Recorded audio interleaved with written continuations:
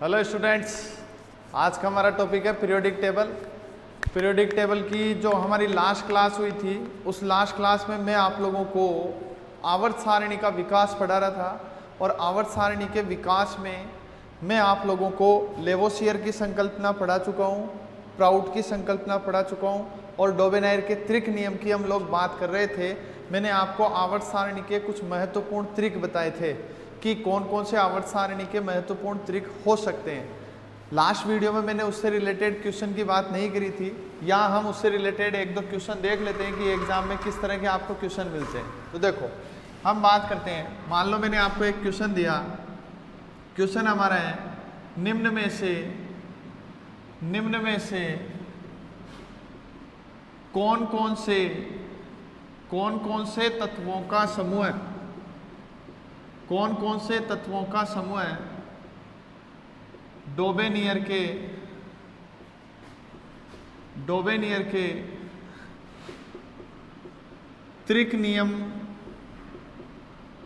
त्रिक नियम का पालन करता है। कौन कौन से तत्वों का समूह डोबेनियर के त्रिक नियम का पालन करता है। इसमें मैंने आपको ऑप्शन दिए, लिथियम, सोडियम, पोटेशियम, एक त्रिक बना कर दिया। बी ऑप्शन मैंने आपको दिया बेरिलियम, मैग्नीशियम, कैल्शियम। तीसरा मैंने दिया HFCl और ऑप्शन डी में लिखा ऑल मतलब उपरोक्त सभी। आपको जो भी क्वेश्चन मिलता है उस क्वेश्चन में आपको जरूरी नहीं है वो डोबेराइनर लिख कर दे, डोबेनियर लिख कर दे। वो डायरेक्ट भी आपसे ये बोल सकता है कि त्रिक नियम के अनुसार निम्न में से कौन सा त्रिक सही है और कौन सा त्रिक सही नहीं है। आंसर चेक करने का तरीका मैंने आपको पहले बता दिया कि त्रिक में सम्मिलित जो भी तत्व है, त्रिक में जो भी तत्व आएंगे उन तत्वों के परमाणु क्रमांक में या तो 8 का अंतर पाया जाएगा या फिर कितने का अंतर होगा, 18 का अंतर पाया जाएगा। तत्वों के परमाणु क्रमांक में या तो 8 का अंतर होगा या फिर 18 का अंतर होगा। वही तत्व त्रिक नियम की पालना करेंगे, अन्य तत्व त्रिक नियम की पालना नहीं करेंगे। इस क्वेश्चन में मैंने आपसे पूछा डोबेनियर के अनुसार कौन सा त्रिक सही है। मैंने आपको जो त्रिक लिखाए थे, क्या lithium, sodium, potassium, beryllium, magnesium, calcium, hydrogen, fluorine, chlorine, ये तीनों त्रिक मेरे द्वारा लिखाए उन त्रिक में सम्मिलित थे। और फिर जिन बच्चों ने वो वीडियो नहीं देखा है वो एक बार वापस से समझ लें।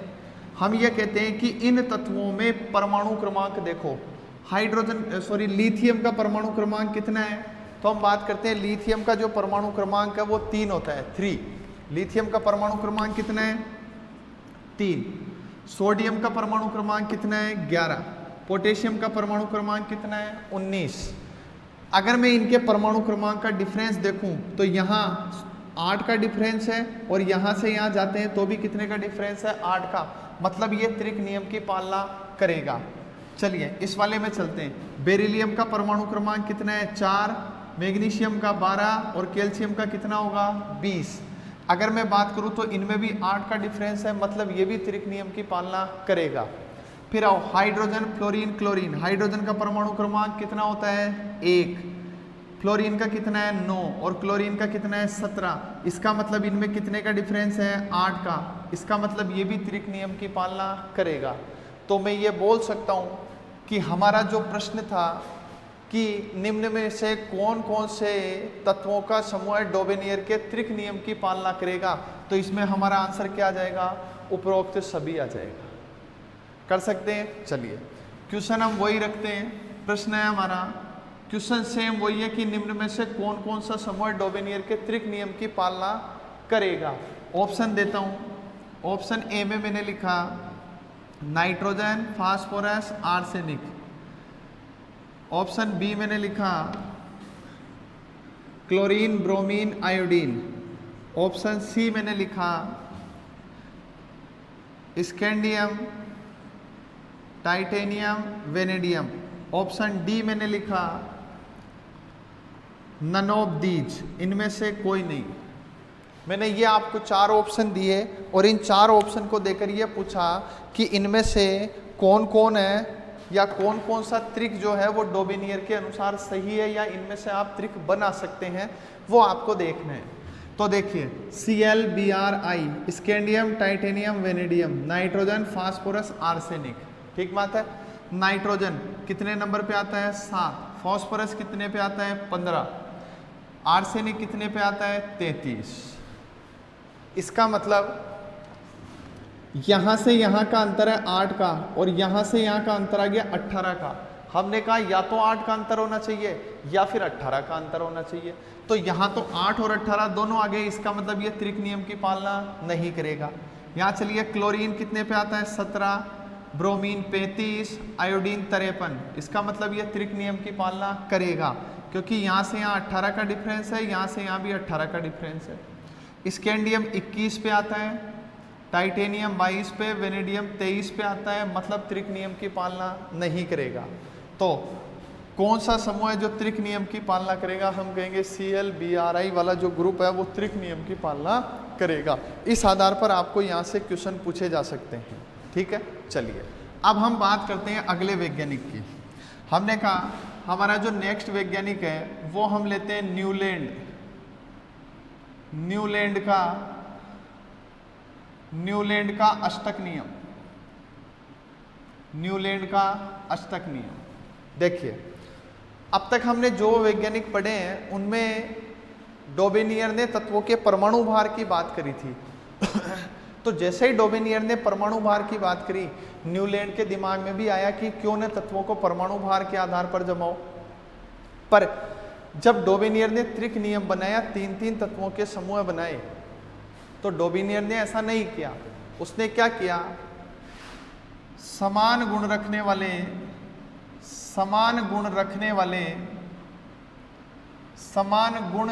वाले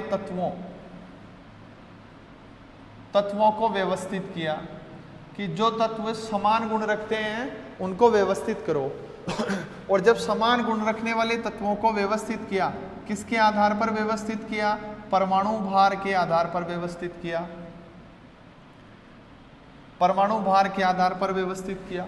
और जब उसने तत्वों को परमाणु भार के आधार पर व्यवस्थित किया तो उसने ये पाया कि प्रथम तत्व और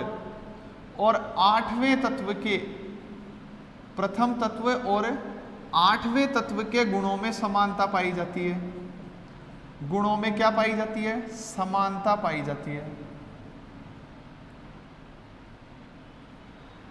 डोबेनियर ने समान गुण रखने वाले तत्वों को व्यवस्थित किया परमाणु भार के आधार पर, और व्यवस्थित करने के बाद उसने ये कहा कि प्रथम तत्व और आठवें तत्व के गुणों में समानता पाई जाती है, और उस समानता के आधार पर उसने एक सीक्वेंस व्यवस्थित कर दी तत्वों की। लेकिन उसके समय तक केवल परमाणु क्रमांक 20 तक के तत्वों की ही खोज हो चुकी थी। मतलब उसको परमाणु क्रमांक 20 तक के तत्वों के बारे में जानकारी थी। उसने हमें कितने तत्वों की जानकारी दी थी? केवल परमाणु क्रमांक 20 तक के तत्वों के बारे में जानकारी दी, और उन तत्वों को उसने व्यवस्थित किया। और व्यवस्थित जब किया तो उसने ये देखा कि ये जो पूरा सिस्टम है, जब मैं तत्वों को व्यवस्थित करूंगा तो वो तत्व ठीक उसी प्रकार व्यवस्थित हुए जिस प्रकार संगीत के स्वर व्यवस्थित होते हैं। संगीत में 7 स्वर पाए जाते हैं, और जो पहला स्वर है सेम वही स्वर 8वां बन जाता है। तो ठीक उसी तरह व्यवस्था यहाँ मिली। मतलब मैं ऐसे बोल सकता हूँ सा, रे, गा, मा, पा, धा, नी, फिर वापस सा आएगा तो हम यहाँ आ गए। मतलब सा पहला भी हो सकता है और सा 8वां भी हो सकता है। इस आधार पर उसने तत्वों को व्यवस्थित कर दिया, और व्यवस्थित करके ये देखा कि उन तत्वों की जो सीरीज हमें मिली, वो जो श्रेणी मिल रही है, उस श्रेणी का जो मेन आधार है वो क्या है, उसके आधार पर उसने तत्वों को जमाया। मतलब lithium, beryllium, boron, carbon, nitrogen, oxygen, fluorine, यहाँ रखा उसने। Sodium, magnesium, aluminium, silicon, phosphorus, sulphur, chlorine. यहाँ रखा पोटेशियम और यहाँ रखा कैल्शियम। उसको इन तत्वों की जानकारी थी और उसने जितना सा वर्क किया वो वर्क गलत नहीं था, वो सही था, क्योंकि ये धातु है, ये भी धातु है, ये भी धातु है। इसमें जो गुण है लगभग लगभग वो गुण इनमें भी पाए जाते हैं। क्योंकि जब हम वर्तमान आवर्त सारणी पढ़ते हैं, अभी जो पढ़ते हैं लेटेस्ट हेनरी मोजले की जो आवर्त नियम पर आधारित है, उस आवर्त सारणी का जो पहला वर्ग है, उस पहले वर्ग में lithium, sodium, potassium, rubidium, caesium, francium ये तत्व रखे जाते हैं। और देखो वर्तमान आवर्त सारणी में ये तीन तत्व एक ही वर्ग में है। यहाँ भी देखो इसके अनुसार लिथियम, सोडियम, पोटेशियम एक ही जगह आ रहे हैं, एक ही वर्ग में आ रहे हैं। मतलब उसने जो वर्क किया था वो कुछ हद तक सही था। लेकिन मेन जो मिस्टेक हुई उससे वो क्या हुई? एक तो ये हुई कि उसको केवल इतने ही तत्वों की जानकारी थी। जैसे ही इससे आगे वाले तत्वों की खोज हुई, नियम गलत साबित हो गया। एक बात तो ये। दूसरी बात ये जो टेबल उसने बनाई थी, इस पूरी टेबल में कहीं पर भी अक्रिय गैसों के बारे में जानकारी नहीं दी गई। और जैसे ही अक्रिय गैसों की खोज हुई, अक्रिय गैसों की खोज होते ही हमने अक्रिय गैसों को यहाँ रख दिया और यहाँ रखते ही आठवां तत्व अक्रिय गैस बन गई और ये नियम स्वतः ही क्या हो गया? गलत साबित हो गया। क्योंकि अक्रिय गैसों को इनके बीच में नहीं रख सकते थे, उनके गुण पूरी तरह से अलग है, इसलिए उनको बिल्कुल अलग रखा और अलग में उनको यहाँ रखा। जैसे यहाँ रखा, रखते ही नियम क्या हो गया? गलत हो गया। तो मतलब मैं ये बोल सकता हूँ कि इसमें कुछ कमियां थी और वो कमियां क्या थी? नंबर 1, पहली कमी की बात करते हैं। पहली कमी थी परमाणु क्रमांक 20 से अधिक वाले तत्वों पर यह नियम लागू नहीं होता है। अब 20 से अधिक पे क्यों? चलो मान लो मैं 21 नंबर की बात कर लूं, परमाणु क्रमांक 21 पे कौन सा तत्व आता है? तो मैंने कहा परमाणु क्रमांक 21 पे स्कैंडियम आता है। कौन सा तत्व आता है? स्कैंडियम। तो 21 पे स्कैंडियम आता है तो वो स्कैंडियम यहां रखूंगा। ये स्कैंडियम जैसे ही मैंने यहां रखा, ये तो शुद्ध रूप से धातु है, जबकि ये उभयधर्मी तत्व है। मतलब इसमें अधातु के गुण भी पाए जाते हैं और धातु के गुण भी पाए जाते हैं। ये एक उपधातु है और ऐसा ही कुछ व्यवहार एल्यूमिनियम के साथ है। मतलब इनके गुणों में और इसके गुणों में बहुत ज़्यादा डिफरेंस था और बहुत ज़्यादा अंतर होने के कारण मैं स्कैंडियम को यहाँ नहीं रख सकता। तो जैसे ही परमाणु क्रमांक 20 से आगे गया, ये नियम क्या हो गया? गलत साबित हो गया। दूसरी कमी, अक्रिय गैसों की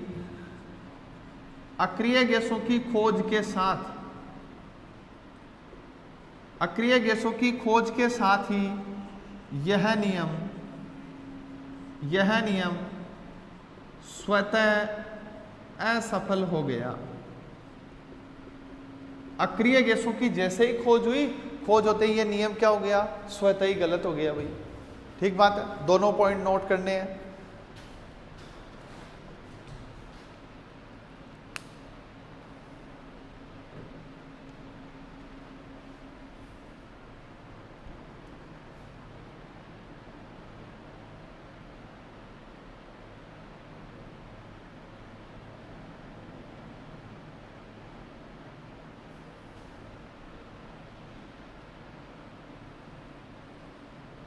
हाँ लिख चुके? चलिए अब यहां से क्वेश्चन किस टाइप से आपसे बनता है वो देखिए। सबसे देखो, निम्न में से तत्वों का कौन सा समूह अष्टक नियम की पालना करता है? निम्न में से तत्वों का कौन सा समूह अष्टक नियम की पालना करता है? अब आपको ये देखना है कि तत्वों के कौन कौन से समूह हैं जिनमें अष्टक नियम लगा सकते हैं। मान लो मैंने ऑप्शन ए दिया, मैंने ऑप्शन में लिखा स्कैंडियम, इट्रियम, लेंथेनम। ऑप्शन दिया आपको इस तरह से, क्या स्कैंडियम, इट्रियम, लेंथेनम पर मैं ये नियम लागू कर सकता हूँ? चलो फिर देखो, बोरॉन, एल्यूमिनियम, गैलियम। सी में मैंने लिखा बेरिलियम, मैग्नीशियम, कैल्शियम। और डी में मैंने लिखा नन ऑफ दीज, इनमें से कोई नहीं, इनमें से कोई नहीं, नन ऑफ दीज। ये 4 ऑप्शन मैंने आपको दिए। क्या बोला मैंने? निम्न में से तत्वों का कौन सा समूह अष्टक नियम की पालना करता है? और अष्टक नियम के अनुसार केवल अष्टक नियम आपको कहां तक लगाना रहे? परमाणु क्रमांक 20 तक के तत्वों पर ही लागू होगा, उससे आगे लागू नहीं होगा। तो देखो, ये तो 21 नंबर पे आता है, ये 39 पे आता है, और ये 57 नंबर पे आता है, 57 पे। इसका मतलब ये तो 20 से ज्यादा हो गए, इन पर अष्टक नियम लागू नहीं करना है। फिर आओ बोरॉन, एल्यूमिनियम, गैलियम। बोरॉन 5 पे आता है, ये 13 पे आता है, और ये 31 पे आता है। तो यहां देखो 20 से ज्यादा हो गया, मतलब यहां भी लागू नहीं करना है। इसमें आओ 4, 12, 20, इस पर लागू कर सकते हो। तो मतलब हमारा आंसर क्या आएगा? सी, क्योंकि न्यूलैंड का अष्टक नियम केवल परमाणु क्रमांक 20 तक के तत्वों पर ही लागू होता है, अन्य तत्वों पर लागू नहीं होता है। ठीक बात है? चलिए, सबको समझ में आ रहा है? स्टेप बाय स्टेप पढ़ते जाओगे, सारी चीजें समझ में आएगी। शॉर्ट में समझो, न्यूलैंड का अष्टक नियम क्या है? न्यूलैंड ने समान गुण रखने वाले तत्वों को उनके परमाणु भार के आधार पर व्यवस्थित किया। तो उसने ये पाया कि पहला तत्व और 8वां तत्व गुणों में समानता रखता है। इस आधार पर उसने परमाणु क्रमांक 20 तक के तत्वों को व्यवस्थित कर दिया और संगीत के 7 स्वरों से उनकी तुलना कर दी, सा, रे, गा, मा, पा, धा, नी, और इनके आधार पर तत्वों को व्यवस्थित कर दिया। बट व्यवस्थित तो कर दिया, लेकिन बाद में यह देखा गया कि इसमें 2 तरह की हमें कमियां मिली। पहली कमी, परमाणु क्रमांक 20 से आगे वाले तत्वों पर यह एप्लीकेबल नहीं है, उन पर लागू नहीं होता है। दूसरी कमी, जैसे ही अक्रिय गैसों की खोज हुई तो अक्रिय गैसों को आवर्त सारणी में 0 ग्रुप में स्थान दिया गया या लास्ट में रखा गया। बीच में तो कहीं रख नहीं सकते थे, इसलिए अक्रिय गैसों को यहां रखा। जैसे ही अक्रिय गैसों को यहां रखा, नियम गलत हो गया, क्योंकि हमारा 8वां तत्व ये पहला है, तो 8वां तत्व कौन सा बना? अक्रिय गैस। और जैसे ही 8वां तत्व अक्रिय गैस बना, नियम गलत हो गया, क्योंकि इनके तत्वों में और अक्रिय गैसों के तत्वों में बहुत अंतर है, रात दिन का अंतर पाया जाता है। ठीक बात है? चलो अगली बात करते हैं।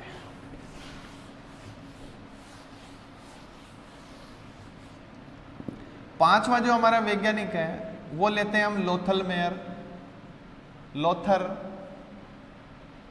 मेयर वक्र।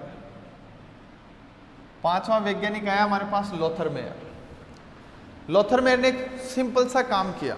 यहां तक और ज्यादा तत्वों की खोज हो चुकी थी, लगभग 53 से 56 तक के एलिमेंट यहां मिल चुके थे। तो जब तत्वों की संख्या बढ़ गई तो ठीक है, थोड़ा सा क्राइटेरिया भी बढ़ेगा। तो इन्होंने एक बात करी, अब तक परमाणु भार की बात कर रहे थे, इन्होंने क्या किया? परमाणु भार और परमाणु आयतन को आधार बनाया। लोथर मेयर ने क्या किया? तत्वों के परमाणु भार व परमाणु आयतन, लोथर मेयर ने क्या किया? तत्वों के परमाणु भार व परमाणु आयतन के आधार पर एक ग्राफ बनाया, एक वक्र प्रदर्शित किया, एक ग्राफ प्रदर्शित किया। क्या लिखा मैंने? तो सबसे मेन आपके लिए सबसे इंपॉर्टेंट लाइन यही हो गई कि लोथर मेयर के ग्राफ में क्या सबसे बड़ी विशेषता थी। तो हमने कहा भाई सबसे बड़ी विशेषता उसमें यह थी कि उसने परमाणु भार और परमाणु आयतन को काम में लिया, और परमाणु भार और परमाणु आयतन को काम में लेकर एक ग्राफ बनाया, और जो ग्राफ बनाया उस वक्र को 4 भागों में बांट दिया। कितने भागों में बांटा? 4 भागों। उसके 4 भाग जो बनाए, पहला भाग रखा शीर्ष भाग, पहला भाग रखा उसका शीर्ष भाग, दूसरा भाग रखा उसका अवरोही भाग, तीसरा रखा उसका आरोही भाग और चौथा भाग रखा उसमें तलीय भाग, बॉटम पार्ट। शीर्ष भाग, अवरोही भाग, आरोही भाग और चौथा पार्ट कौन सा रखा उसमें? तलीय भाग। ये 4 पार्ट में उसने तत्वों को वर्गीकृत किया, अपने ग्राफ को 4 भागों में बांटा और 4 भागों में बांट के 4 भागों में बांटा और 4 भागों में बांट के इसके आधार पर ही तत्वों को व्यवस्थित कर दिया। कैसे किया देखो,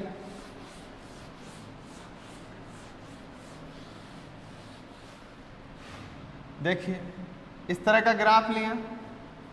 ग्राफ किस किस के बीच बनाया था ये चीज आप बताएंगे मुझे? परमाणु भार और परमाणु आयतन। तो यहां तो लिया उसने परमाणु आयतन और यहां लिया उसने परमाणु भार। एक तरफ तो क्या लिया?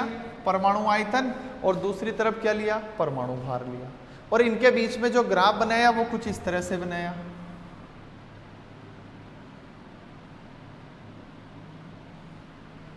देखिए ये मैंने अलग अलग पीक्स, अलग अलग चोटियां बनाई इस तरह से, क्योंकि जैसे जैसे परमाणु नीचे जा रहे हो, आप किसी भी वर्ग की बात करें, वर्ग में ऊपर से नीचे जाने पर परमाणु के त्रिज्या में वृद्धि होगी, मतलब उसका आयतन बढ़ेगा। तो हमने ये इधर की तरफ लिया तो आयतन बढ़ा रहा हूं, इसलिए मैं जो पीक है इस ग्राफ का उसको मैं ऊपर की तरफ लेते जा रहा हूं, क्योंकि इधर परमाणु आयतन लिया है मैंने। अब ये 4 भाग थे, इसमें से एक पार्ट इधर ले लो। चलो यहां समझो, इसको बोलूंगा शीर्ष भाग। इसको क्या बोला मैंने? शीर्ष भाग। इसको बोलूंगा अवरोही भाग, इसको बोलूंगा आरोही भाग, और ये जो नीचे वाला पार्ट है ये, इसको बोलूंगा तलीय भाग, बॉटम पार्ट।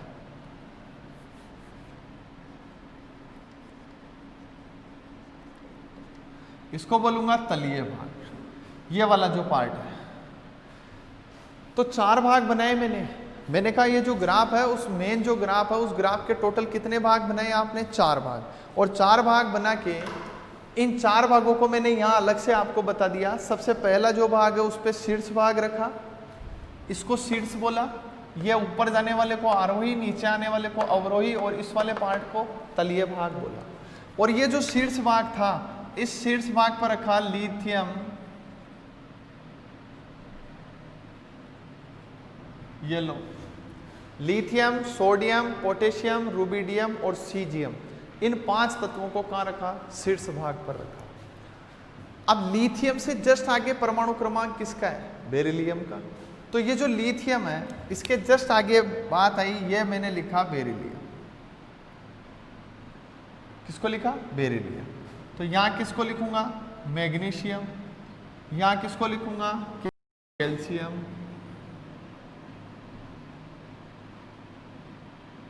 स्ट्रोंशियम, और यहां लिया बेरिलियम। ऐसे समझो, ये लिथियम, इसके जस्ट आगे बेरिलियम आता है। तो मैंने इस अवरोही भाग पर किसको लिख दिया? बेरिलियम, मैग्नीशियम, कैल्शियम, स्ट्रोंशियम और बेरियम को रख दिया। क्लियर? अब सोडियम से पहले फ्लोरीन आता है क्या? तो उसने क्या किया, ये जो अवरोही भाग था, यहां रखा F, यहां रखा Cl, यहां रखा Br और यहां रखा I। F, Cl, Br और I को रखा। अब ये जो तलीय भाग बचे, इन तलीय भाग में उसने रखा उपधातु तत्व प्लस संक्रमण तत्वों। उपधातु तत्व प्लस संक्रमण तत्वों को कहां रखा उसने? इस वाले भाग पर रखा, तलीय भाग। अब आप इनको यहां ले आओ 1 मिनट के लिए। शीर्ष भाग, अवरोही भाग, आरोही भाग और तलीय भाग। देखिए, हो सकता है आप लोगों ने पहले आवर्त सारणी पढ़ी है 10th क्लास में, तो आपको ये पता है कि किस वर्ग को किस नाम से जाना जाता है, और अगर नहीं है तो मैं यहाँ आपको उसको याद करने का तरीका, उसका परमाणु क्रमांक कैसे निकालना है उसका तरीका, ग्रुप वाइज आप उसको कैसे याद करेंगे, किस वर्ग में कौन से आएंगे, उसकी मैं आपको ट्रिक्स लिखाऊंगा अलग से, ठीक है। उस ट्रिक के बेस पे आप किसी भी तत्व का परमाणु क्रमांक इजीली निकाल सकते हैं, पहली चीज तो ये। दूसरी चीज उसका सिंबल क्या है, उसका प्रतीक क्या है वो बता सकते हैं, और तीसरी चीज उसका नाम क्या है, वो किस वर्ग में आता है, वो सारी चीजें मैं आपको एक ट्रिक के माध्यम से अलग से एक्सप्लेन करूंगा। उसके लिए हम अलग अलग, प्रत्येक 18 वर्ग है हमारे, हर वर्ग के लिए एक ट्रिक बनाएंगे अलग अलग से, ठीक है। थोड़ा सा आप पेशेंस रखें, क्योंकि जो चैप्टर है ये बहुत बड़ा चैप्टर है, इसको समझना है, अगर आपको डिटेल से समझना है तो आप स्टेप बाय स्टेप धीरे धीरे चलते जाएं, सारी चीज़ें आपको क्लियर हो जाएगी, पर उसके लिए पेशेंस रखेंगे तो बहुत अच्छा रहेगा। थोड़ा सा पेशेंस रखें, सारे वीडियो देखें कंप्लीट स्टेप बाय स्टेप, जैसे जैसे वीडियो आगे बढ़ता जाएगा आपको सब चीज़ें समझ में आती जाएगी। देखिए शीर्ष भाग, जो शीर्ष भाग है उस पर रखा गया सार धातु तत्वों को, किसको रखा गया, सार धातु तत्व, जितने भी सार धातु तत्व वो है lithium, sodium, potassium, rubidium, caesium, francium. प्यारे बच्चों इनको माना जाता है सार धातु तत्व, और ये आवर्त सारणी के पहले वर्ग में आते हैं, फर्स्ट वर्ग में। अवरोही भाग में उसने रखा सार्य मृदा धातु तत्वों, कौन से तत्वों को रखा, सार्य मृदा धातु तत्वों को अवरोही भाग में रखा। और सार्य मृदा धातु जो है हमारी जो आवर्त सारणी है, उस आवर्त सारणी में beryllium, magnesium, calcium, strontium, barium, radium, यह रेडियम एक रेडियो एक्टिव तत्व है, फ्रांसियम एक रेडियो एक्टिव तत्व है, इसलिए मैं इनकी जगह खाली छोड़ देता हूँ, ये हमारे ज़्यादा यूज में नहीं आने वाले कहीं पर भी, पूरी केमिस्ट्री पढ़ोगे उसमें ज़्यादा इनका कोई यूज़ नहीं है इसलिए मैंने इनकी जगह को खाली कर दिया है। आपको बेसिकली इन तत्वों के नाम, परमाणु क्रमांक पता होने चाहिए, कौन कौन से हैं, beryllium, magnesium, calcium, strontium, barium, और यहाँ आएगा रेडियम। क्लियर, चलो फिर आया आरोही भाग। आरोही भाग में रखा हेलोजनों को, हेलोजन तत्व, और हेलोजन तत्वों में आपने पढ़ा हेलोजन है FCl BrIAT, ये 5 हेलोजन होते हैं टोटल, पूरी आवर्त सारणी में 5 हेलोजन तत्व हैं, इनमें भी ये रेडियो एक्टिव तत्व है AT, इसलिए मैं इसके लिए भी स्थान रिक्त रख देता हूँ, क्योंकि आपके सबसे ज़्यादा उपयोग में आने वाले 4 तत्व होंगे, वो कौन से होंगे, फ्लोरीन, क्लोरीन, ब्रोमीन और आयोडीन। फिर आओ तलीय भाग। तलीय भाग में रखा गया उपधातु और संक्रमण तत्वों को। देखो उपधातु में आपको पहले बता चुका हूं, जब हमने लेवोसियर की संकल्पना पढ़ी थी तो मैंने एक ट्रिक बताई थी, उपधातुओं को याद करने की ट्रिक क्या थी, याद आ रहा है सबको? जिनको याद आ रहा है वो लोग बोलेंगे भोले भोले शिव जी, भोले शिव जी आज सब तेरी आरती करेंगे।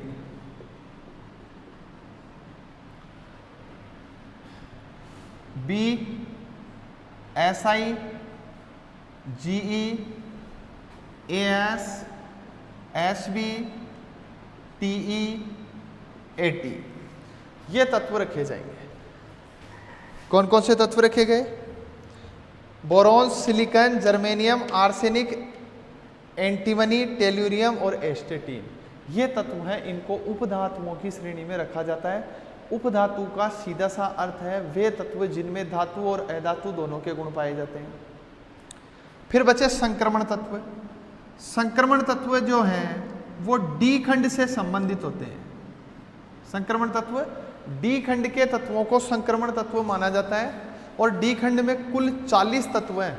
डी खंड में कुल कितने तत्व हैं? 40। इनमें से कितने तत्वों को संक्रमण तत्व मानेंगे? 36 तत्वों को माना जाएगा संक्रमण तत्व। ये हम डिटेल में पढ़ेंगे जब हम बोहर का वर्गीकरण पढ़ेंगे। आगे मैं आपको वर्गीकरण पढ़ाऊंगा सेकंड पार्ट, उस सेकंड पार्ट में हम ये चीज़ पढ़ेंगे संक्रमण तत्व है क्या, कौन कौन से होते हैं, कितने होते हैं, इनको किस वर्ग में रखा गया है, किस आवर्त में, किस श्रेणी में रखा गया है। ठीक बात है। अभी हम सिंपल एक जनरल इंट्रोडक्शन की बात कर रहे थे आवर्त सारणी के विकास की, तो इसलिए हम यहाँ केवल विकास संबंधी बात करेंगे। तो देखिए, लोथल-मेयर की बात कर रहे थे। लोथल-मेयर वक्र की मैं बात करूं तो लोथल-मेयर ने तत्वों के परमाणु भार और परमाणु आयतन के आधार पर एक ग्राफ बनाया और उस ग्राफ के आधार पर तत्वों को 4 श्रेणियों में बांटा। कौन कौन सी? शीर्ष भाग, अवरोही भाग, आरोही भाग और तलीय भाग। शीर्ष भाग पर सार धातु तत्वों को रखा, अवरोही भाग पर सारीय मृदा धातु तत्वों को रखा, आरोही भाग पे हेलोजनों को रखा, तलीय भाग पर उपधातु और संक्रमण तत्वों को रखा। और उपधातु है भोले शिव जी आ सब तेरी आरती करेंगे, ये तत्व, ये आपको याद करना है। संक्रमण तत्व मैं आगे डिटेल से लूंगा, वहां मैं आपको अच्छे से एक्सप्लेन करके ये चीज बताऊंगा, क्योंकि ये पार्ट है हमारा वर्गीकरण वाला, जब हम तत्वों का वर्गीकरण करेंगे। फटाफट से ग्राफ नोट करें।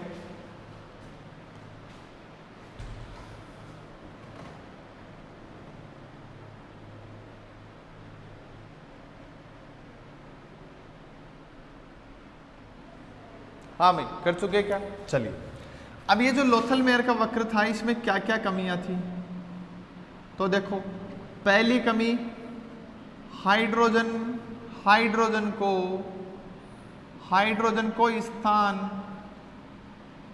नहीं दिया था। लोथल-मेयर ने हाइड्रोजन को कहीं पर भी कोई स्थान नहीं दिया, ये इसकी सबसे बड़ी कमी थी। दूसरी कमी, अक्रिय गैसों या नए खोजे जाने वाले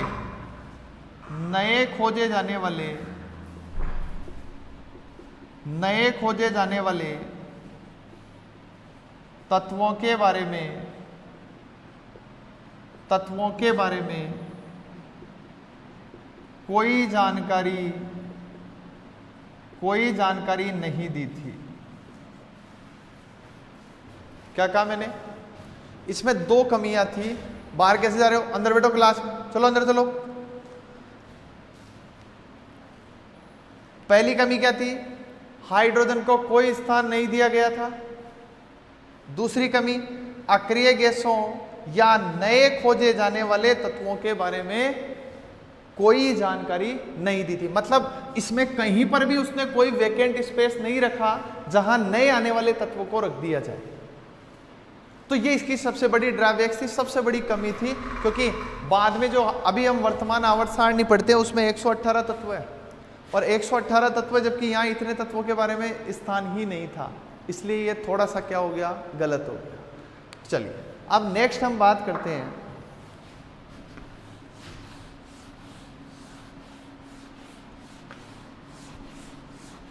अच्छा, एक छोटा सा पॉइंट लेते हैं, या आप उसको नोट की टर्म में लिख दें, 6 नंबर लगाएं। 6 5 वैज्ञानिकों के 6 लिखो।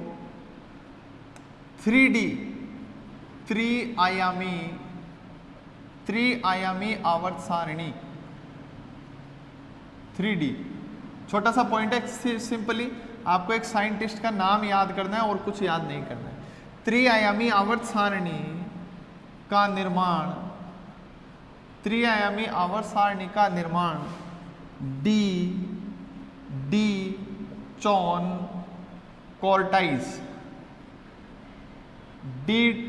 कोर्टाइज द्वारा किया गया था। एक सिंपल सी लाइन, ज्यादा कुछ नहीं पढ़ना है, क्योंकि 3D यहाँ पॉसिबल नहीं है, मैं आपको बता नहीं सकता हूँ 3D में, क्योंकि मेरा जो बोर्ड है वो 2D में है, और 3D में लेने के लिए मुझे उसको यहाँ लेना पड़ेगा, और ऐसा पॉसिबल नहीं है यहाँ। तो केवल आप एक काम करें, सिंपल सा ऐसा याद कर लें, 3 आयामी आवर्त सारणी या 3D जो आवर्त सारणी है, उसका निर्माण किसके द्वारा? डी चॉन कोर्टाइज द्वारा किया गया था। ठीक बात है। चलिए, अब हम बात करते हैं सबसे इंपॉर्टेंट साइंटिस्ट की। सबसे इंपॉर्टेंट, क्योंकि उस साइंटिस्ट ने जितनी भी जानकारी दी, वो सारी जानकारी हमारी जो वर्तमान आवर्त सारणी है, उस आवर्त सारणी का आधार तैयार करती है। ठीक है, उन्होंने पूरी आवर्त सारणी नहीं दी, बट उन्होंने जितनी भी बातें बोली, वो सारी बातें वर्तमान आधुनिक जो आवर्त सारणी है उस पर अप्लाई की जा सकती है। और उनके द्वारा बताया गया हर एक तथ्य आधुनिक आवर्त सारणी पर फिट बैठता है, इसलिए हमारे लिए वो साइंटिस्ट सबसे महत्वपूर्ण है। तो अब हम बात करते हैं अगले साइंटिस्ट की। आप सबने पढ़ रखा है उनके बारे में। नेक्स्ट अगला जो हमारा साइंटिस्ट है 7 नंबर पे मैंने लिखा मेंडलीव। मेंडलीव की आवर्त सारणी।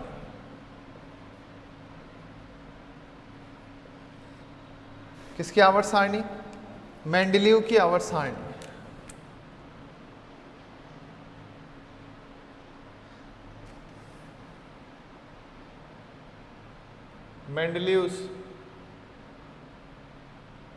Mendeleev's periodic table.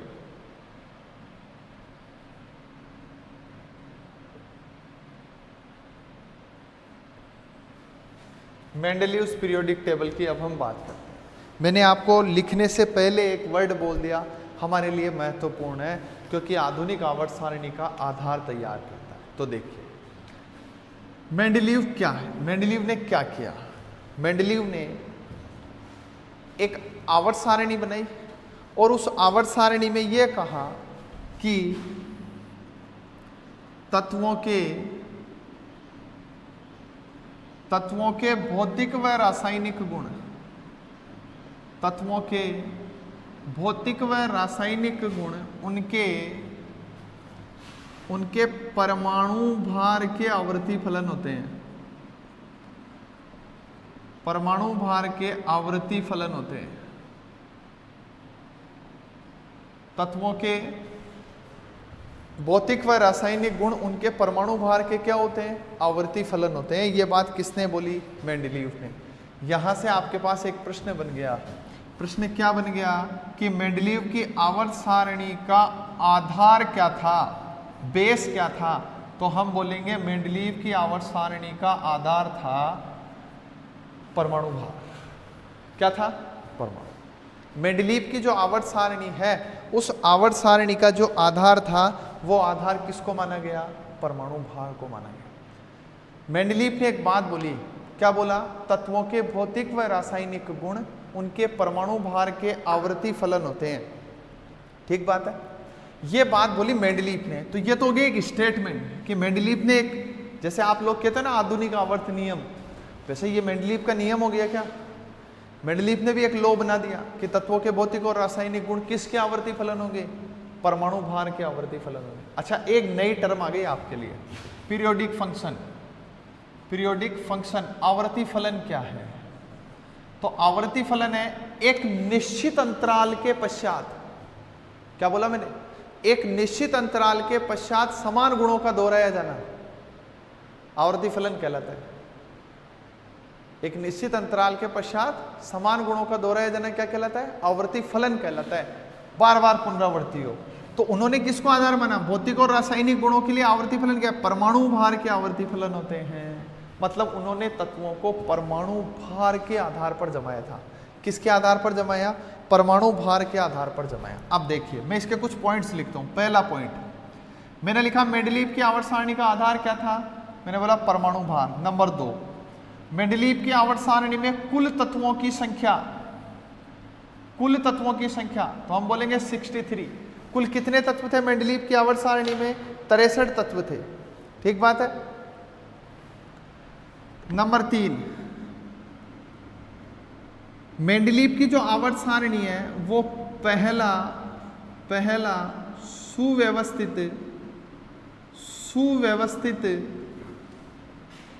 सुव्यवस्थित वैज्ञानिक वर्गीकरण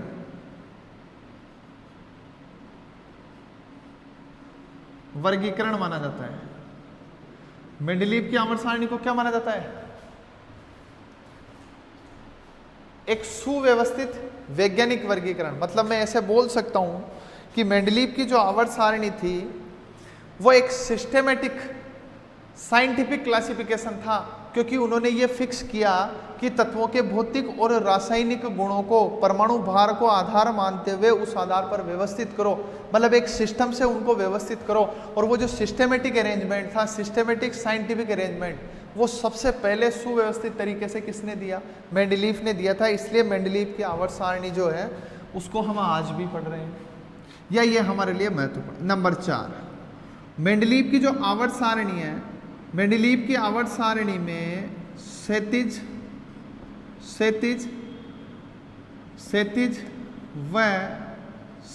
व ऊर्ध्वाधर,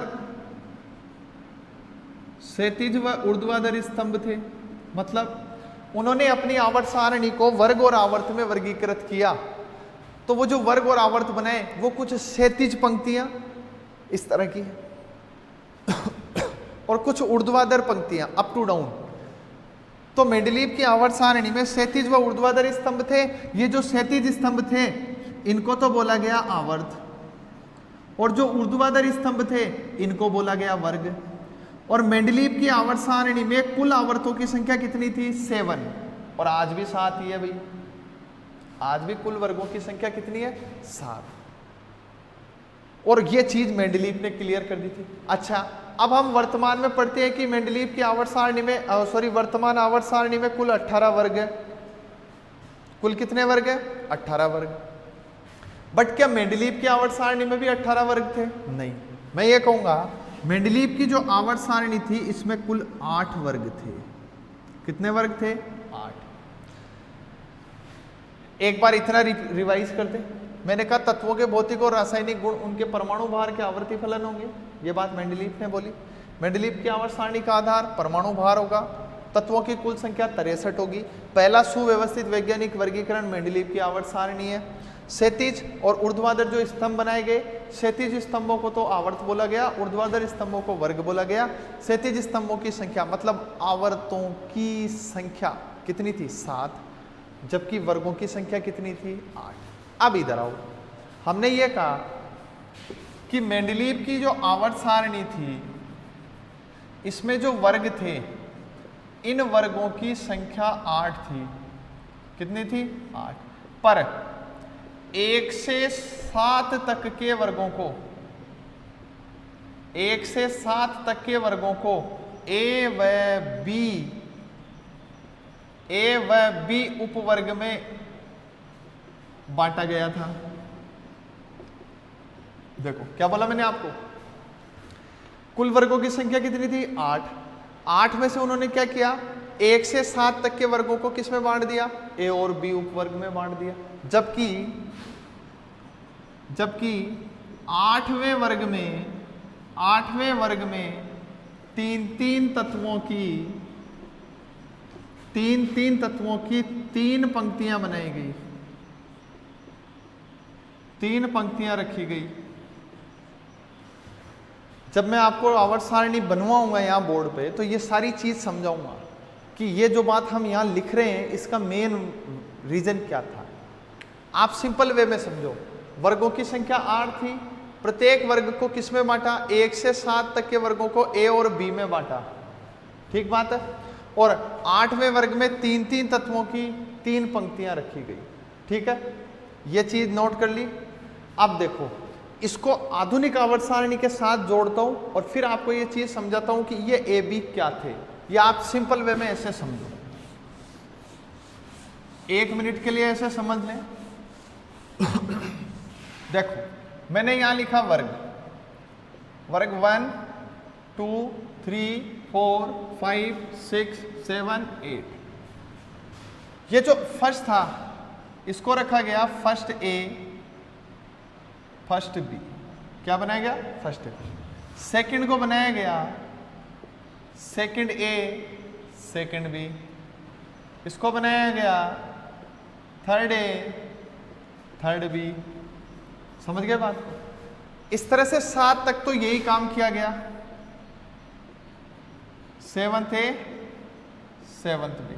और ये जो 8 था इसमें 3 तत्वों की 3 पंक्तियां, 3 तत्वों की 3 पंक्तियां रखी गई। और ये जो चीजें अभी आप देख रहे हो ये चीजें एजेटिज जैसी आपको दिखाई दे रही है, ऐसे के ऐसे हमें आधुनिक आवर्त सारणी में भी दिखाई देती है। आधुनिक आवर्त सारणी का वर्ग संख्या 1 फर्स्ट ए के नाम से जाना जाता है। आवर्त सारणी का वर्ग संख्या 2 सेकंड ए के नाम से जाना जाता है। आवर्त सारणी का वर्ग संख्या 3 थर्ड बी के नाम से जाना जाता है। समझ में आ रही है बात? वर्ग संख्या 3 थर्ड बी के नाम से जाना जाता है। और आवर्त सारणी का वर्ग संख्या 13 थर्ड ए के नाम से जाना जाता है। 14, 15, 16, 17 तो ध्यान से समझ लेना। यहां तक की बात कर ली थर्ड ए, फिर यहां से आएगा फोर्थ ए, फिर आएगा फिफ्थ ए, फिर आएगा सिक्स ए, फिर आएगा सेवंथ ए। क्या आपके पास 18 वर्ग है? 18वें वर्ग को आप शून्य वर्ग बोलते हो। क्या बोलते हो? शून्य वर्ग। बोलो बोलते हो क्या? तो मुझे बताओ 17 तक तो 7 ए हो गए, फिर हमारे पास ए तो खत्म हो ही गया ना, आगे इधर वाले तो है ही नहीं।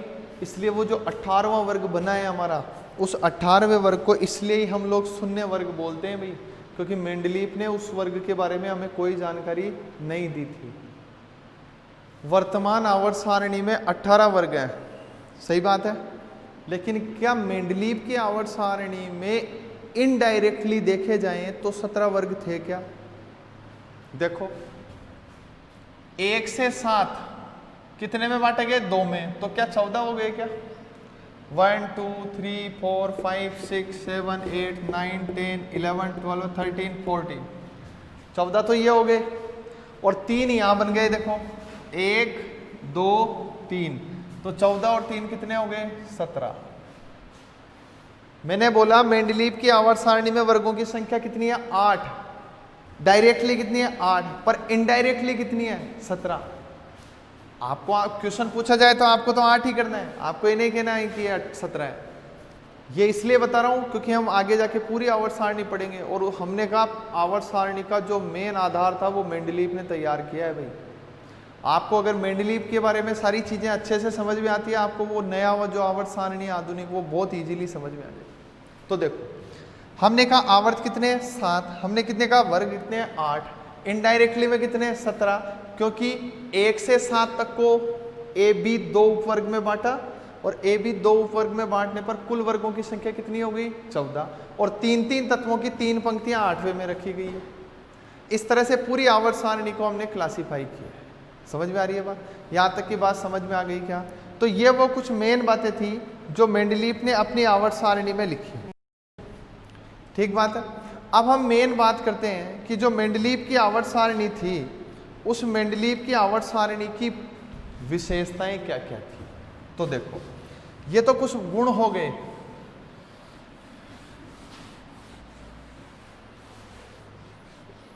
मेंडलीफ ने क्या कहा? हमारे पास ए और बी 2 वर्गों के आधार पर 8 वर्ग है, 7 आवर्त है। अब बात करते हैं विशेषताएं।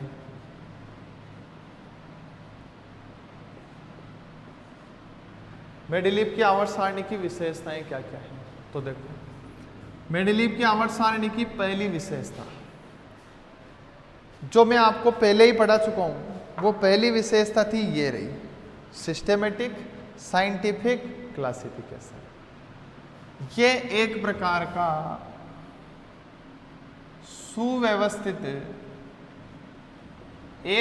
का सुव्यवस्थित वर्गीकरण था, क्योंकि उन्होंने तत्वों को वर्ग और आवर्त 2 भागों में बांट दिया था। सही बात है। दूसरी हम बात करें तो उन्होंने प्रिडिक्शन किया न्यू एलिमेंट्स के लिए। उन्होंने नए खोजे जाने वाले तत्वों की भविष्यवाणी करी। नए खोजे जाने वाले तत्वों की भविष्यवाणी करी, मतलब उन्होंने जो 63 तत्व उनके पास थे, उन 63 तत्वों के अलावा भी कुछ तत्वों के बारे में पहले से ही बता दिया कि ये जो तत्व है ये आगे निकट भविष्य में खोजे जाएंगे, और जिनके लिए भविष्यवाणी करी उन तत्वों के लिए स्थान रिक्त रखा।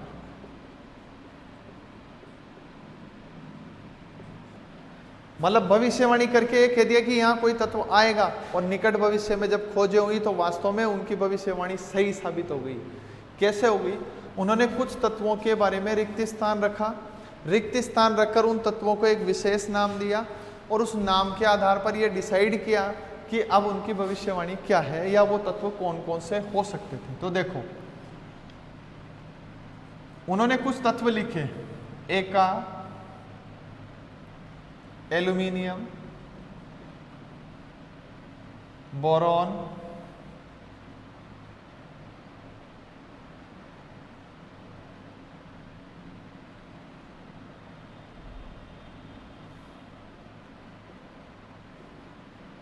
एम।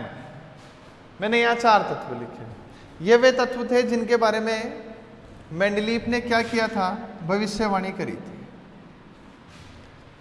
एका शब्द जोड़ा, रिक्त स्थान रखा। मैंने यहां लिखा उन तत्वों के लिए रिक्त स्थान रखा, और रिक्त स्थान में आने वाले तत्व के लिए पहले से ही नाम दे दिया। और जो नाम मेंडलीफ ने दिया, ये पहले दिया था भाई, मेंडलीफ के हिसाब से पहले यह नाम था। क्या नाम है उस तत्व का? एका एल्यूमिनियम। मेंडलीफ ने क्या बोला? एका एल्यूमिनियम। एका, एका का अर्थ होता है आगे आने वाला।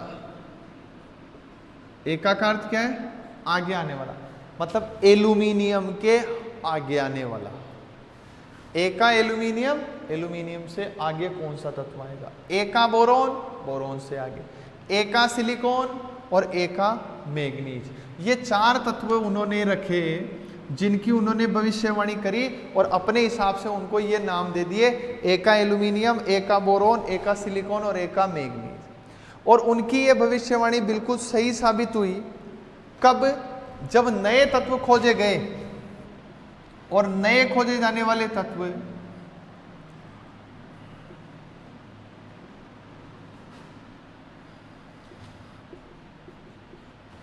जो नए तत्व खोजे गए वो ये आए, गैलियम, स्कैंडियम, जर्मेनियम और टेक्नीशियम। मतलब मेंडलीफ के हिसाब से तो नए आने वाले तत्व का नाम था एका एल्यूमिनियम, और वो एका एल्यूमिनियम वर्तमान में किस नाम से जाना जाता है? गैलियम के नाम से। एका बोरोन वर्तमान में स्कैंडियम के नाम से, एका सिलिकॉन जर्मेनियम के नाम से, और एका मैग्नीज टेक्नीशियम के नाम से जाना जाता है। ये सारी बातें मेंडलीफ ने अपनी आवर्त सारणी में रिक्त स्थान छोड़कर क्लियर कर दी थी। मैं इनके नाम लिख देता हूं। इसको बोलते हैं गैलियम, इसको बोलते हैं स्कैंडियम, स्कैंडियम, इसको बोलते हैं जर्मेनियम, इसको बोलते हैं टेक्नीशियम। ठीक है, ये जो टेक्नीशियम है, इसके लिए मैं आपको एक चीज बता दूं कि टेक्नीशियम 43 नंबर पे आता है परमाणु क्रमांक के आधार पर, और टेक्नीशियम प्रथम मानव निर्मित तत्व है। प्रथम मानव निर्मित तत्व, फर्स्ट मेन मेड एलिमेंट कौन सा है? पहला मानव निर्मित तत्व कौन सा है? टेक्नीशियम। क्लियर? चलो, हमने कहा गैलियम, स्कैंडियम, जर्मेनियम, टेक्नीशियम। आपको इस कॉम्बिनेशन को बिगाड़ना नहीं है, क्योंकि ये तत्व गैलियम ही बनेगा, ये स्कैंडियम बनेगा, ये जर्मेनियम, और ये आप इसको अपनी तरफ से इसको परिवर्तित नहीं करेंगे। अच्छा, उसके लिए मैं एक ट्रिक बता देता हूं कि आप इस कॉम्बिनेशन को फिक्स तरीके से याद कैसे रख सकते हैं। तो देखो, मैंने लिखा अलका गायत्री क्या करती है? बीएससी। अलका गायत्री बीएससी। सीता गीता क्या करती है? एमटेक। ये इसको याद करने की एक ट्रिक है। ये क्या है? ट्रिक। केमिस्ट्री बहुत आसान है, हम सारे टॉपिक पढ़ेंगे, मैं आपको बहुत सारी ट्रिक्स बताऊंगा जिनसे आप इजीली किसी भी चीज़ को लर्न कर सकते हैं और क्वेश्चन को डायरेक्ट सोल्व आउट कर सकते हैं। समझ में आ रही है बात? आप या मैंने क्या कहा, इस कॉम्बिनेशन की बात करें, अलका गायत्री, इसकी बात करें बीएससी, इसकी बात करें सीता गीता, इसकी बात करें एमटेक। तो ये इनको याद करने के लिए, लर्न करने के लिए मैंने एक ट्रिक बताई, अलका गायत्री, बीएससी, सीता गीता, एमटेक, ये आपको नोट करनी है। नोट करो फटाफट।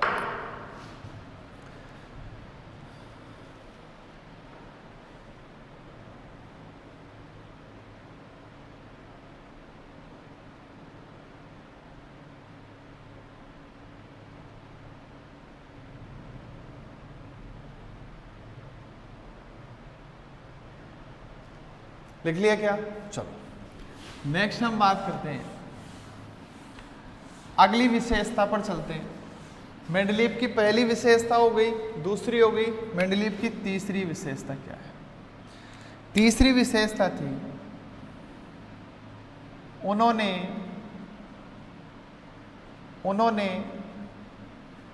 कुछ तत्वों के परमाणु भारों में सुधार किया था। Correction in atomic weight of some elements. कुछ तत्वों के परमाणु भारों में उन्होंने क्या किया? सुधार किया। और जब परमाणु भार में सुधार किया मतलब पहले कुछ और था, मेंडलीव ने उसको परिवर्तित करके कुछ और कर दिया। तो वो जो तत्व थे वो कौन कौन से हैं, पहले उनकी बात कर लेते हैं। तो मेंडलीव ने कुछ तत्वों के परमाणु भारों में सुधार किया, ये उनकी तीसरी सबसे अच्छी विशेषता थी। अच्छा, उनको क्या जरूरत पड़ गई कि वो परमाणु भारों में सुधार करें? तो हमने कहा मेंडलीव की जो आवर्त सारणी है उस आवर्त सारणी का आधार ही परमाणु भार था। मतलब तत्वों को परमाणु भार के बढ़ते क्रम में जमाना था। और जब उन्होंने तत्वों को परमाणु भार के बढ़ते क्रम में जमाया तो उन्हें कुछ तत्व ऐसे मिले कि वो परमाणु भार के नियम का पालन नहीं करते थे। तो उन्होंने क्या किया? उन तत्वों में क्या किया? सुधार कर दिए। जहां तक पॉसिबल था वहां तक सुधार किए, जहां नहीं था वहां छोड़ दिए। और जिनको छोड़ा आगे जाकर वो अपवाद बन गए। वो हम आगे बात करेंगे जब कमियों की बात करेंगे, अभी हम विशेषताएं पढ़ रहे हैं। तो उन्होंने क्या किया? कुछ तत्वों के परमाणु भारों में क्या किया? सुधार किया। और वे तत्व कौन कौन से हैं? एग्जाम्पल दे दूं मैं आपको।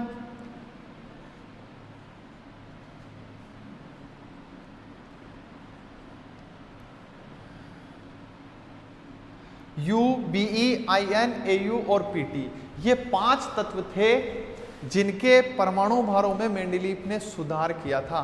क्योंकि वो ये चाहते थे मेंडलीव कि मैं सभी तत्वों को उनके परमाणु भार के आधार पर व्यवस्थित करूं, लेकिन कुछ ऐसे भी तत्व मिले जो परमाणु भार के बढ़ते क्रम के अनुसार नहीं थे। तो जहां तक संभव हुआ वहां उन्होंने कुछ तत्वों के परमाणु भारों में सुधार कर दिया, और जिनमें नहीं हुआ उनको छोड़ दिया। और जिनको छोड़ा वो आगे जाके हमारे लिए कमियों में शामिल हो गए।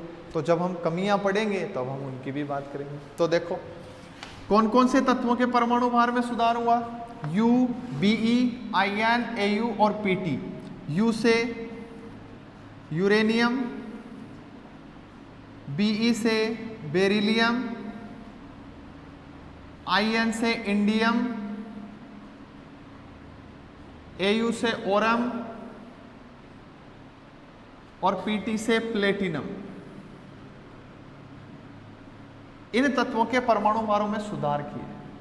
अब इनके परमाणु भारों में सुधार किए, अब आपको ये पता रहना चाहिए भाई पांचों कौन कौन से हैं। तो इसकी भी मैं ट्रिक बता देता हूं। लो, इसको कैसे लर्न करना है। यू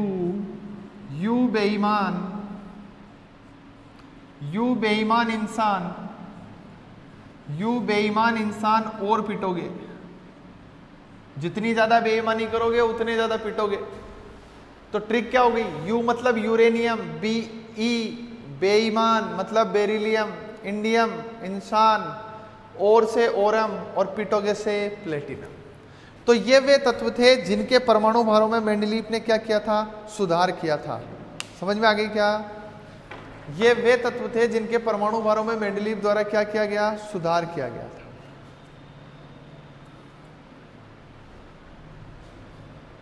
कर सकते हो?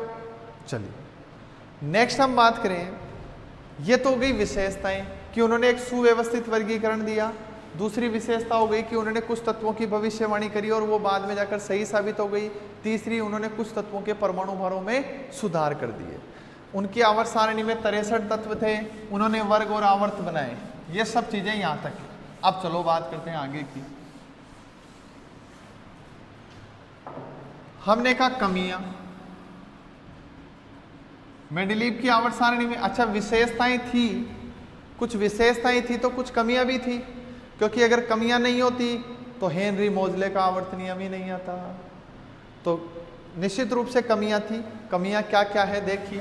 पहली कमी, हाइड्रोजन का स्थान, हाइड्रोजन का स्थान निश्चित नहीं था। इन्होंने भी नहीं बताया कि हाइड्रोजन को कहां रखा जाए। नंबर 2,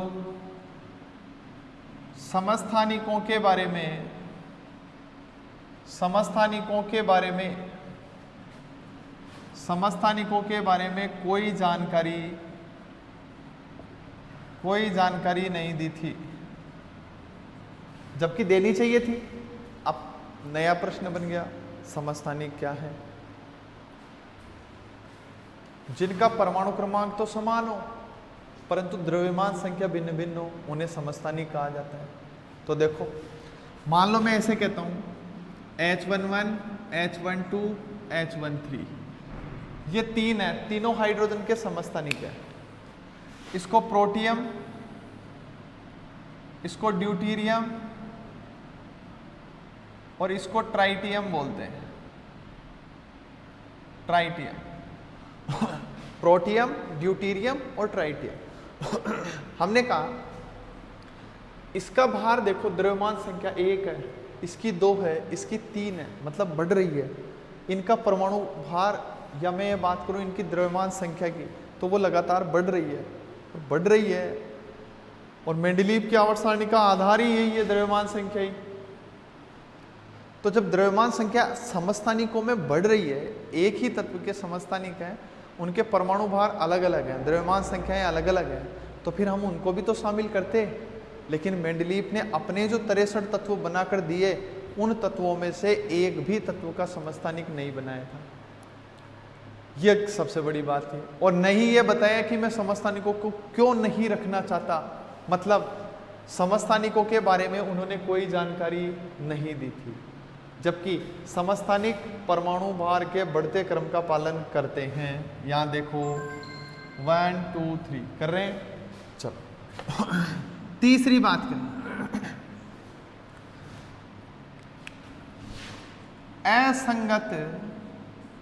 असंगत युग्मों की उपस्थिति। तीसरी सबसे बड़ी कमी क्या थी? असंगत युग्मों की उपस्थिति। बच्चों असंगत युग्म क्या? तो देखो ध्यान से सुने जो बोल रहा हूं। तत्वों के ऐसे युग्म जो बढ़ते हुए परमाणु भार के नियम का पालन नहीं करते हैं, असंगत युग्म कहलाते हैं। तत्वों के ऐसे युग्म जो बढ़ते हुए परमाणु भार के नियम का पालन नहीं करते हैं, असंगत युग्म कहलाते हैं। समझ में आ रही है बात? मतलब मेंडलीव चाहते थे कि तत्वों को परमाणु भार के बढ़ते क्रम में जमाएं, और जब उन्होंने तत्वों को परमाणु भार के बढ़ते क्रम में जमाया तो कुछ ऐसे भी तत्व थे कि उन्होंने बढ़ते क्रम के नियम का पालन नहीं किया, और जो नहीं कर रहे थे उनको किस में रख दिया हमने? असंगत युग्मों की श्रेणी में रख दिया। अब असंगत युग्म उपस्थित थे, मैंने असंगत युग्मों की आपको डेफिनेशन बता दी कि तत्वों के ऐसे युग्म जो बढ़ते हुए परमाणु भार के नियम का पालन नहीं करते, उनको क्या कहा जाता है? असंगत युग्म कहा जाता है। अब असंगत युग्म कौन कौन से थे? तो देखो मैं यहां लिखता हूं Ar, Te, TH, CO और Ni, ये 4 युग्म। अरे तुम एक जगह बैठ नहीं सकते क्या? बार बार बैठ के पढ़ाई करो, आवाज नहीं, बैठो। Argon, potassium, tellurium, iodine, thorium, protactinium, cobalt और निकल। जब आप आधुनिक आवर्त सारणी देखेंगे, उस आधुनिक आवर्त सारणी में भी आपको ये 18 पे आता है तो ये 19 पे मिलेगा, मतलब एक स्थान आगे। और जब आप मेंडलीव की सारणी देख रहे हैं तब भी आपको परमाणु भार के आधार पर इसका परमाणु भार ज्यादा मिलेगा। तो मेंडलीव इस चीज को क्लियर नहीं कर पाए कि परमाणु भार के आधार पर व्यवस्थित करने के बाद भी इन तत्वों के परमाणु भार कैसे ज्यादा है, जबकि होने क्या चाहिए थे, इनके ज्यादा होने चाहिए थे, लेकिन इनके परमाणु भार इन तत्वों की तुलना में क्या पाए जाते हैं, कम पाए जाते हैं। तो टोटल ऐसे मेंडलीव की आवर्त सारणी में कितने युग्म हैं जिनको मैं असंगत युग्म मान सकता हूं? 4। कितने? 4 युग्म हैं। अब आपको चेंज नहीं करना है, मतलब आर्गन के साथ पोटेशियम आएगा, टेल्यूरियम के साथ आयोडीन आएगा, क्योंकि हमारा मेन मोटिव यही है पढ़ने का कि क्वेश्चन मिला और डायरेक्ट आंसर आना चाहिए। तो देखो मैं एक तरीका बता रहा हूं, सिंपल से तरीके में मैंने क्या कहा, आर्गन जहां लिखा है उसके साथ पोटेशियम आएगा, टेल्यूरियम के साथ आयोडीन, थोरियम के साथ प्रोएक्टिनियम और कोबाल्ट के साथ क्या आएगा, निकल आएगा। क्लियर सी बात। अब इसको याद करने की ट्रिक क्या है भाई, ऐसे तो आपके समस्या रहेगी, चलो एक ट्रिक की बात कर लेते हैं कि आपको इसको कैसे याद करना। ट्रिक है हमारी, आमिर खान तेरी इच्छा ठंडा पेप्सी क्यों नहीं। क्योंकि आपने जब भी टीवी देखी होगी वहां यही देखा होगा, आमिर खान हमेशा कोक का ऐड करता है, कोको कोला, कभी पेप्सी का ऐड नहीं करता है। देखना आप मौका मिले तो हमने भी वही चीज यहां लिख दी। हमने क्या लिख दिया, आमिर खान तेरी इच्छा ठंडा पेप्सी क्यों नहीं। अब आपको ये चीज याद रखनी है, ये हमारा पहला युग्म हो गया। ऑप्शन में आपको 100% ये मिलेगा और सीधे टिक करना कि आमिर के साथ खान आएगा, तेरी के साथ इच्छा आएगी, पेप्सी, ठंडे के साथ पेप्सी और क्यों नहीं। तो ये मैंने यहाँ युग्म लिख दिया ARK, मतलब फिक्स है, आपको यही मिलेगा। तो जो असंगत युग्म है उनकी संख्या कितनी है? 4। पहला युग्म, दूसरा युग्म, तीसरा युग्म और चौथा युग्म। ये टोटल 4 युग्म है जो असंगत युग्मों की श्रेणी में रखे जाते हैं। बोलो क्लियर है क्या? कर सकते हो? फटाफट से नोट करो।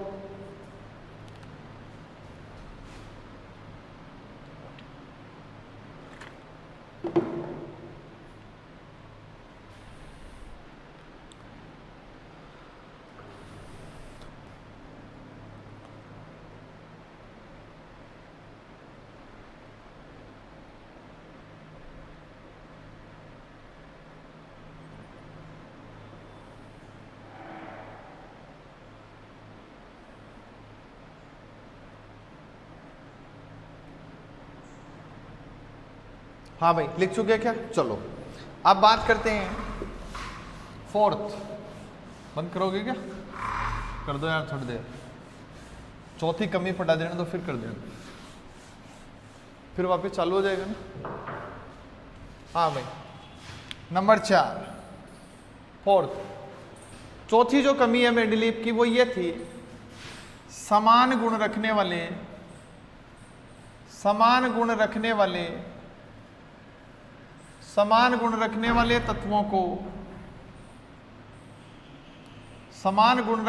तत्वों को अलग अलग वर्गों में जबकि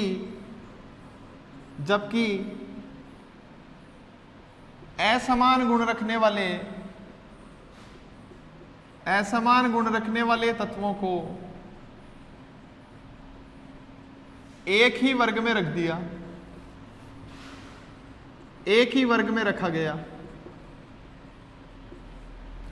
क्या किया उन्होंने जो वर्ग बनाए थे तो उस वर्ग में समान गुण रखने वाले तत्वों को रखना चाहिए था, पर उन्होंने अलग अलग गुण रखने वाले तत्वों को उस वर्ग में सम्मिलित कर दिया।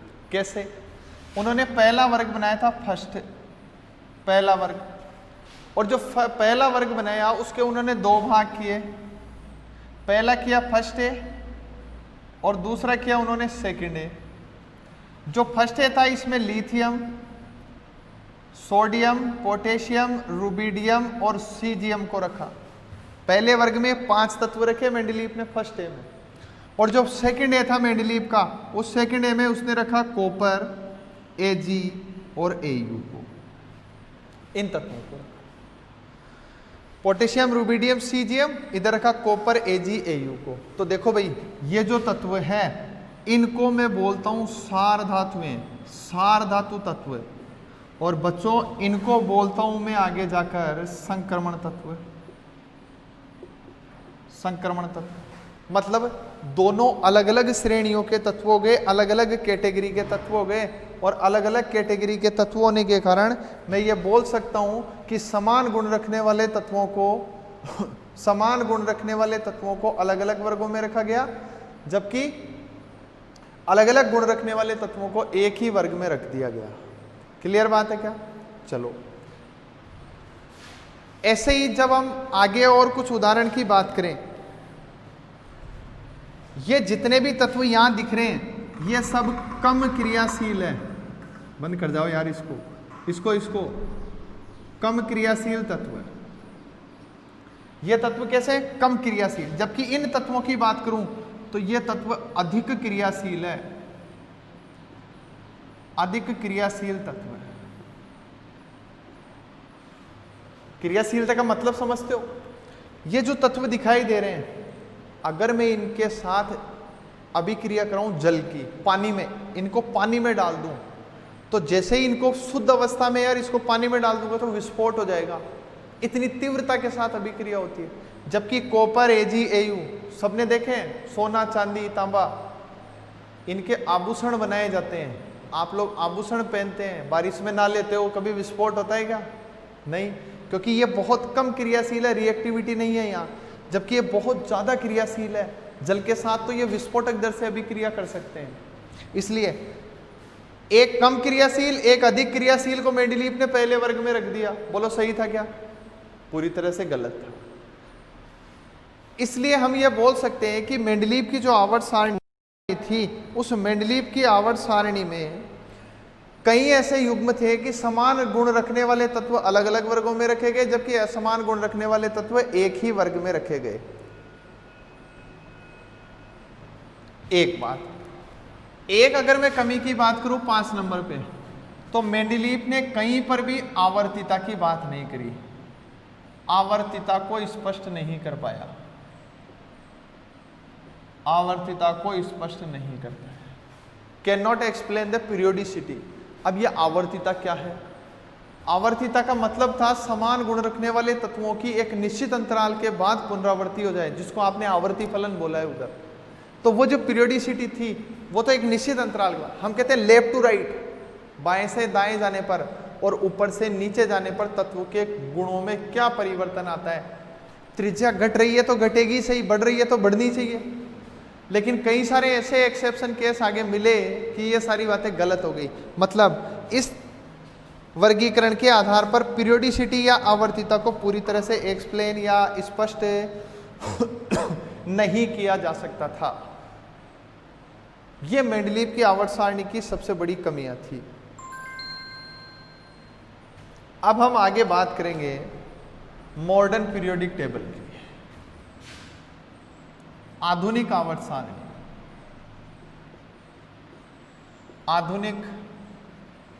आधुनिक आवर्त सारणी, ठीक है। नेक्स्ट वीडियो में मैं आपको आधुनिक आवर्त सारणी पढ़ाऊंगा भाई, और आधुनिक आवर्त सारणी से संबंधित कई सारी चीजें बताऊंगा, कुछ ट्रिक्स समझाऊंगा। यहां तक का आप लोग क्लियर करें, जो भी पॉइंट्स हैं उनको अच्छे से पढ़ें। इनसे रिलेटेड कई क्वेश्चन हम यहाँ सोल्व आउट करेंगे, ठीक है। Okay, thank you.